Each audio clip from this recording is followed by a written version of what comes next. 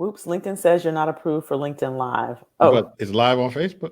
oh, we are live. Yeah. Hi. Okay. Oops. Hey, y'all. We are, you're back here in the Mindset Matrix with Dr. Maisha and Dr. Manny. Hey, Yes. Dr. Manny. Hey, Doc Maisha. Oh my gosh. So I have to say that I'm streaming from a different platform today, and it's my first time doing this platform, which is super cool. So full disclosure, but yes, we are excited to be talking about. We love me and Manny. We like PB and J, and we love Yeah. getting on and talking about all things mindset and empowerment. I love talking about business. And today we are talking about the power of the internal dialogue. Yes. Yeah. That's that self-talk. Exactly. I love that. The self-talk. So, and one of the reasons I wanted to come on and talk about that is because, well, most of you all by now know that we are hosting this mind remapping and manifestation retreat February coming 1. up. That's right, at the Chateau Elon. And it's important for us to talk about why this is important. Why are we harping so much on mind remapping, on mindset? And especially for those of you who are in business, who are entrepreneurs, know that it's 80% mindset. It's 80% what you say internally, what you say to yourself, and even how you language things out in the Yep. world. And what dictates that typically is that internal dialogue, Internal right, dialogue. Manny? That's that self-talk. That's that mirror talk. Yes, yes. So, how is that internal dialogue impacted you, like in your life? Well, the key part has been how things have felt, because there have Mm-hmm. been a lot of times when I've had success if you did the checklists, but it felt terrible. And as such, it created what in hypnosis we call a driver state, where you're here, yet there's something right outside your reach, right beyond a threshold that you would throw all this away for. It's Mm-hmm. sort of it's deeper than a grass is greener. It's sort of an empty, hollow feeling. Mm-hmm. Yeah, I think for me, when I think about, there's two sides of it. Like, what is the dialogue that brings you forward, and what is the dialogue that stops you? Yep. And in the beginning, when I was a new entrepreneur, I was a new business person, and there were things that I wanted to do, but then there would be that little voice in my head. And that's kind of what that internal dialogue is, that little voice in your head. And Yep. we're not talking about the other voices that may not be actually exist. We're talking about, like, your Yeah. internal voice, The right? voice you carry with you. Exactly, all of the time. And that little voice would say, oh, yeah, but it's that yeah, but voice. Yeah. Yeah, but I don't know if I can do that. Or Yeah. yeah, I don't know if I'm smart enough. Or yeah, Yeah. I don't know if I'm capable of that. Yeah. Right. Yeah. There are a lot of these internal voices that will slow us down, sometimes stop us. And then sometimes those inner voices don't stop us, but they do create friction. They do. They Or create or friction. they trip you right a little bit right as you're about to take off, so that the execution is not how you imagined it would be. Yep. Or sometimes they even like veer you off, they put you on a detour. They Yep. put you on a detour because we think, oh, well, maybe I should do this first. Let me tell you, when I was in college, I always, I knew when I entered college that I was pre-med, I was going to medical school. And I tell people this all the time, my medical students. I actually failed biology 1-on-1, y'all. So now I did come back and like knock it out later, but that first year in college, away from home, I was a little bit of a wild child. So You hey, come on now, y'all know that. clutch his Clutch my pearls. pearls. Clutch his pearls. So, I was a little bit of a wild child back in the day, and maybe people who are watching me who know me from Emory were like, her. And then some people are like, yeah. Yeah, I'm But not bringing up no college stories. I know better. Wasn't me. right. But the thing is, after that, so that first year, it was a rough year academically for me. And in the second year, I started to bring it back. But there was a point where I thought to myself, maybe I won't go to medical school. Maybe I'll go this route first. And it really took someone outside of myself, namely my mother, who was like, you going to medical school, child. She clarified for you. She clarified that we are not spending all this money at Emory for you to go to this, right? So, but sometimes it takes that external force, that external perspective, that external reminder to get you back on track, reminding you of who you are and what you said that you wanted in life. Yeah. And so that internal voice almost stopped me all the way back in college, right? The internal voice so now let me flip it, because, there was a time when I always knew that I wanted to do integrative medicine. I wanted to start my own wellness center, my own wellness practice. And internally, I had the knowing that it would be so. Yeah. And I hired a practice manager. And that practice manager told me, you know what? You can't do it this way. You have to start out traditional and then move into. And I was like, no, that is not the way it's supposed to be. And I had that, and that internal voice was like, no, so you're going to have to take a different path in order to get what you want. And you're going to find people who will support you in this way of doing things. And I did. And I started that practice, and I ran it successfully for 10 years before I transitioned into physician coaching. Right. So that's the flip side of it. You've got the internal voices that'll stop you, and you got the internal voices that will push you. Yeah. Which one do you want? Yeah. Which one do you want to honor? And that's part of what we're going to be, teaching and training and navigating and uncovering at the retreat. Yeah. And to take it even deeper, sometimes you have an inner voice that pushes you. And if you don't develop a trust with that internal dialogue, you actually resist it. Mm-hmm. So what manifests is not is a feeling of efforting, where it's pushing you too much. It's making you not be present.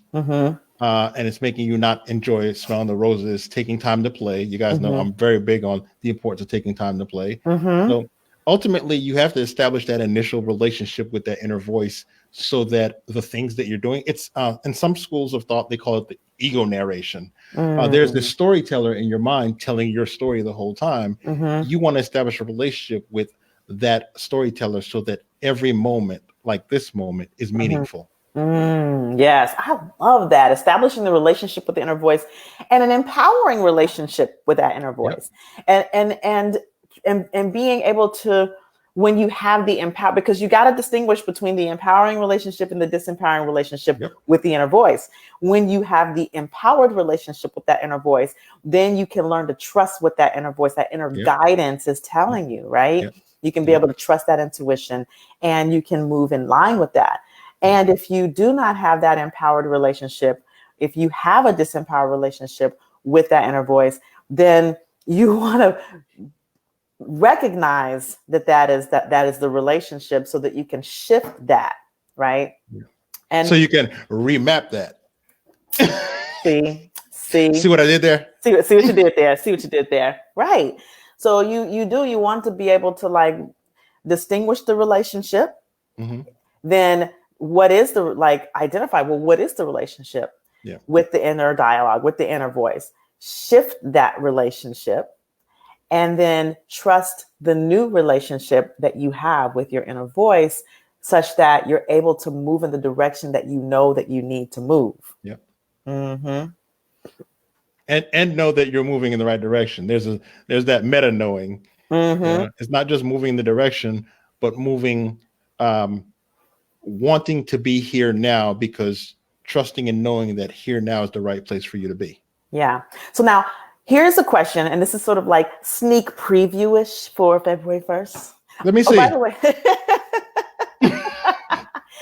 here's the question at hand. How do you begin to, number one, distinguish the voice and trust it, like distinguish what it is and trust it and move in that, and so you can move in that direction? Like, how do you do that? Well, first you got to listen. This is the whole concept of observing the mind. And then you got to start taking some action based on what the inner voice says, and then observe again to see what are the outcomes. if your inner voice is always leading you astray, Right. it might be time to have a talk. Here's another thing. You got to check in with people, so sometimes the worst place to be is all alone in your own head. Yes. And I will tell you Yes. from experience, right, that when I have these inner voices that are disempowering, like, and believe me, I have them. I have them, and I have them often enough, right?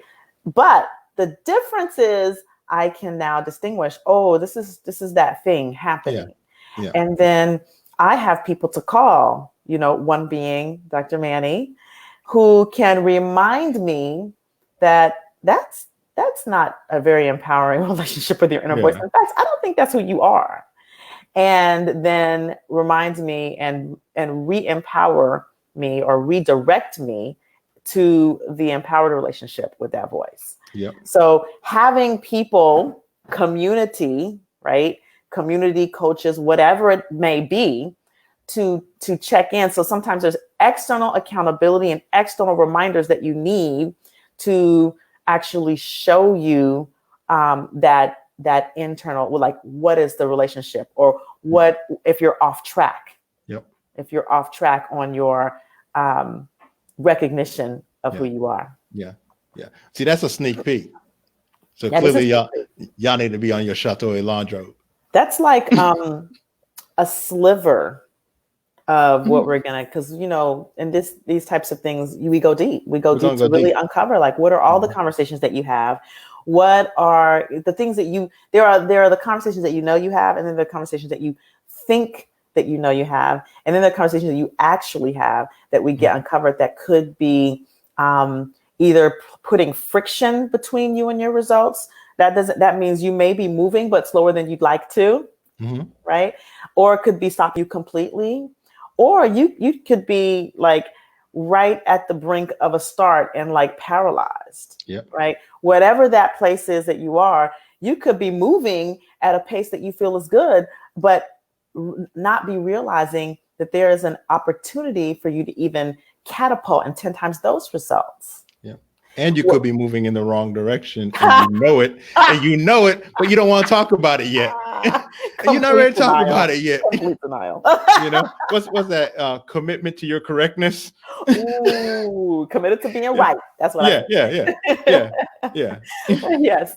So whatever the space is that you're in, there are conversations that there are conversations that you are not aware of. There are conversations underneath the conversations that you think you know. And that's part of what we're going to be dealing with. And then once we uncover and dissolve and disappear those conversations or those barriers, that friction, then we look at how do you maintain that? And with the structures that you put in place for the future to be able to, when they come up, because guess what, y'all, we're human, they're going to come up, right? To be able to more quickly eliminate those conversations and structures in place to keep you empowered most of the time. I hate to say all the time because that's an absolute, but you know what I mean. So that's what's up, y'all. And we just wanted to come and give you a little sneak preview and talk a little bit about why the internal dialogue is so important. Yo, come register. The link is below, right? The link is below. Below. Hit the link. We do have a few. We're almost full. Folks jumped on that early bird. Yeah. And for those of you who are registered, we are so excited to see you. Please go book your hotel because we are going to be in the Chateau Elan, and we do have room rates. So if you're listening and you already are registered, the room rates are gonna go. So the rooms are gonna get taken up. So you want to go ahead and book your room. Can I say out loud how much they'll get taken up, or is that a secret? I guess you can say out loud. The room rate we got, you guys. If you don't lock that in and it expires, those numbers double. Yes. Oh yeah. That's right. Dose. That's right. They do. So you guys comment and let us know you're already coming. Go book your room, or you want to come. If you have questions, reach out. There's Cynthia Soft to book a room. That's what I'm talking about. Hey, for those of you who are coming, if you want to bring a friend, go bring a friend because we do have just a couple of seats open. So go bring a friend. If you're interested, Cynthia, if you're interested in coming and you have questions or concerns, you want to call or text me at 470-227-1993. You can call, you can text 470-227-1993. Text is probably better because I'm always, I can look at the phone at any given time. So that way I can answer your questions. We can get on a quick call. You can also email us, email Manny, tap us on these comments below, and we'll be looking. Okay. Yes. All right, Manny. Thanks, Doc, thanks for coming on again with me. And, y'all will be seeing a lot more of these faces right here. All up in your grill. In the Mindset Matrix. All right, y'all. Peace.